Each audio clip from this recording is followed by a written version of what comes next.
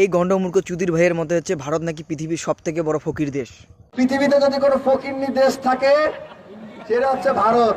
আরে চুদির ভাই, ভারতের একটা রাজ্য পশ্চিমবঙ্গের যে মিড ডে মিলের বাজার থাকে না, তোদের বাংলাদেশের বাজারের থেকে বেশি থাকে। মানে আমরা যে পশ্চিমবঙ্গের বাচ্চাদেরকে খাওয়াই, বাচ্চাদের স্কুলে যে খাওয়াই না, সেই বাজেট যে থাকে তোদের বাংলাদেশের বাজেটের থেকে সেই বাজেট বেশি। সুধীর ভাই, ভারতের যে ডিফেন্স বাজেট থাকে না, ডিফেন্স বাজেট, এক বছরের যে ডিফেন্স বাজেট হয় 2025-26-এর যে ডিফেন্স বাজেট, সেই ডিফেন্স বাজেটের টাকা দিয়ে তোদের বাংলাদেশকে 100 বছর বসেই খাওয়াতে হবে।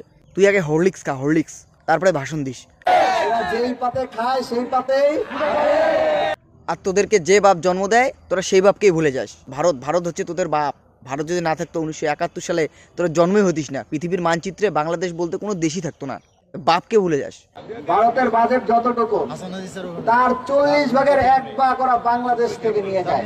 আর চুদির ভাই বোকাচোদা, ভারতের আদানি গ্রুপ ইন্ডাস্ট্রি তোদের কাছে ইলেকট্রিসিটির বিল যত টাকা পায় না সেটাকে ফেরত দে। 40 ভাগের 1 ভাগ পরে দিস।